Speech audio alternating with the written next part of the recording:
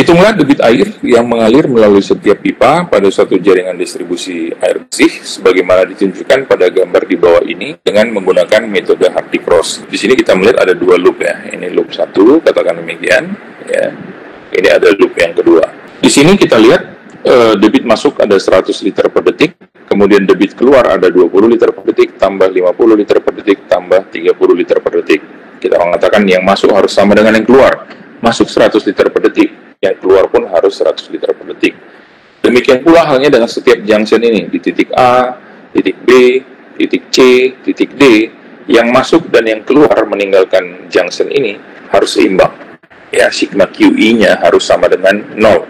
Apa yang bisa kita lakukan kalau kita hanya mendapatkan informasi demikian? Nah, untuk mempermudah perhitungan, kebetulan dalam soal ini, nilai K-nya sudah dituliskan ya, pada masing-masing pipa.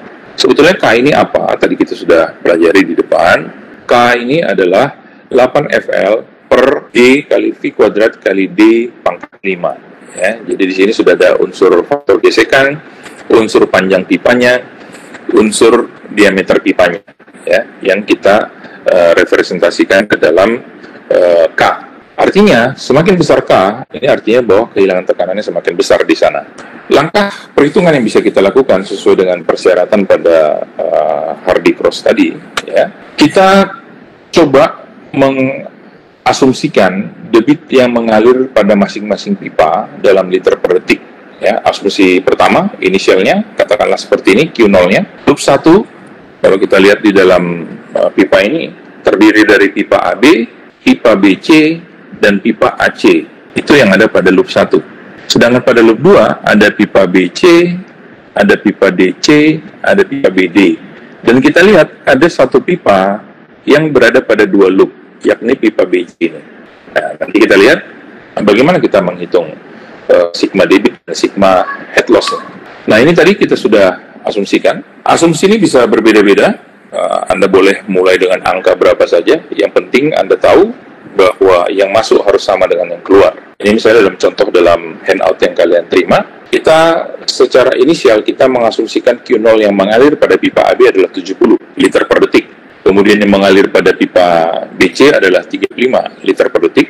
Yang mengalir pada pipa CA adalah 30 liter per detik. Satu lagi yang perlu kalian pahami di sini, kalau dia berlawanan dengan arah jarum jam, kita kasih tanda negatif. Jadi itu sebabnya tadi yang mengalir pada AC kita beri tanda negatif di sini tadi. Ya, ini kita kasih tanda negatif ini karena pada loop tersebut dia berlawanan dengan arah jarum jam, arah alirannya. Kemudian pada loop 2 kita asumsikan BD-nya adalah 15, DC-nya adalah 35, tapi karena dia berlawanan dengan arah jarum jam, kita kasih tanda negatif. CB-nya adalah 35.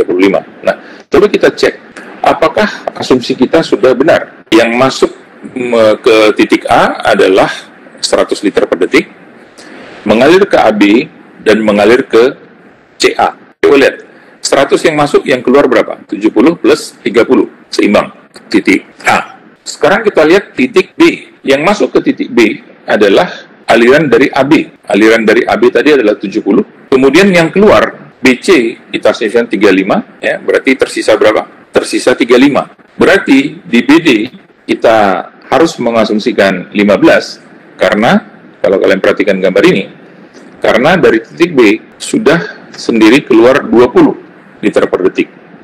Jadi tadi kita asumsikan AB 70, yang masuk ke B, yang keluar adalah 20 liter per detik, kemudian keluar ke BD 15, kemudian keluar ke BC 35. 35 tambah 15 tambah 20 adalah 70. 70 yang masuk, 70 yang keluar. Nah, kan asumsi kita tadi, alirannya kan seperti ini. Kita coba asumsikan tadi, alirannya ke sana, alirannya ke sini juga. Kemudian dari B ada yang keluar ke BD, ada yang keluar ke BC. Kemudian kita coba lihat di loop yang 2. Loop kedua, BD-nya 15, kemudian DC-nya 35, CB-nya 35. Jadi kalau kita kembali ke sini, ini tadi 15, kemudian yang keluarnya sudah 50, berarti yang sini harus 35. Arah alirannya adalah menuju D. Nah, sekarang kita coba cek. Yang mengalir dari AB adalah 30, masuk adalah 30. Kemudian dari sini tadi ada 35, yang mengalir pada BC. Yang masuk adalah 30 tambah 35, berarti sama dengan 65. Kemudian dari C keluar 30, berarti yang tersisa 35. Dengan demikian kita bisa mengatakan asumsi pertama kita telah memenuhi kriteria persamaan kontinuitas. Tetapi apakah persamaan kehilangan tekanannya sudah seimbang atau sigma HF-nya sama dengan 0? Ternyata kita melihat di sini bahwa belum seimbang karena kita masih mendapati delta Q0-nya untuk loop 1 ada 13 liter per detik, untuk loop 2 ada minus 5 liter per detik. Berarti kita bisa mengatakan asumsi kita tidak benar bahwa yang mengalir di AB adalah 70 liter per detik. Oleh karena itu perlu kita koreksi. Hardy Cross tadi mengatakan kita harus lakukan koreksi debit dengan membagi sigma K kali Q0 kuadrat dengan sigma 2 kali K kali Q0 supaya delta Q-nya mendekati 0 atau sekecil mungkin atau kurang dari 5% dari debit terkecil yang ada dalam loop. Nah, oleh karena itu kita perlu melakukan iterasi. Iterasi yang kita lakukan adalah sebagai berikut. Iterasi pertama, kita gunakan faktor koreksi. Ya, kalau tadi delta Q untuk loop 1 adalah 13 liter per detik, maka kita harus mengurangi Q0-nya dengan 13. Kalau tadi Q0-nya adalah 70, asumsi awal, ini kita harus koreksi minus 13 menjadi 57. Kemudian BC ini juga harus kita koreksi, hanya saja karena dia ada pada kedua loop, ada pada loop 1, ini BC, ada pada loop 1, BC ada pada loop 2, maka dia harus mengalami 2 kali koreksi. Jadi pada iterasi pertama ini, kita harus lakukan 2 kali koreksi untuk BC. Pertama, BC tadi adalah 35, dikurang 13, 35 kurang 13 adalah 22, kemudian kita kurangi dengan faktor koreksi di loop 2. Faktor koreksi loop 2 minus 5 di sini. Sehingga kita harus koreksi pada BC 2 kali ya. Jadi tadi sudah kita koreksi minus 13, kemudian minus 5 ya. Jadi kita mendapatkan angka ya ini pembulatan ya 17, sekian ya, ini menjadi kita bulatkan menjadi 18. Jadi lihat di sini BC di loop 1 dia 18, di loop 2 dia ada tanda negatif 18. Kenapa? Karena dia melawan arah jarum jam untuk loop 2. Jadi di loop 1 dia plus 18, di loop 2 dia minus 18. Nah, selanjutnya CA pada asumsi awal adalah 30 ya, karena dia berlawanan dengan arah jarum jam, dia minus 30. Kemudian kita kurangi dengan faktor koreksi. Faktor koreksinya adalah 13 tadi.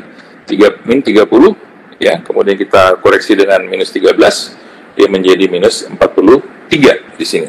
Demikian seterusnya koreksi untuk DC ya, kita kurangi dengan 5, kemudian koreksi untuk BD kita kurangi dengan minus 5 tadi ya, sehingga kita yang tadinya 15 menjadi 20. Pada iterasi pertama ini kita sudah melihat bahwa delta Q-nya sudah mulai mengecil ya. Kalau tadi 13 ini menjadi minus 1, kalau tadi minus 5 ini menjadi 2, lebih mendekati 0 begitu ya. Tetapi kita masih ingin mendapatkan hasil yang lebih akurat, sehingga kita perlu melakukan iterasi berikutnya. Nah, dengan cara yang sama, kita lakukan iterasi, kita kurangi dengan faktor koreksinya, khusus BC kita lakukan koreksi 2 kali, kita kurangi dengan faktor koreksi di loop 1, kemudian dengan faktor koreksi pada loop 2, sehingga kita mendapatkan hasil yang paling optimal di mana delta Q-nya telah mendekati 0 atau sama dengan 0. Yang merupakan tanda bahwa HF-nya pun sudah seimbang. Nah, dari iterasi kedua ini kita mendapatkan AB adalah 58 liter per detik, BC adalah 21 liter per detik, CA adalah 42 liter per detik, BD adalah 17 liter per detik, DC 33 liter per detik, CB adalah 21 liter per detik.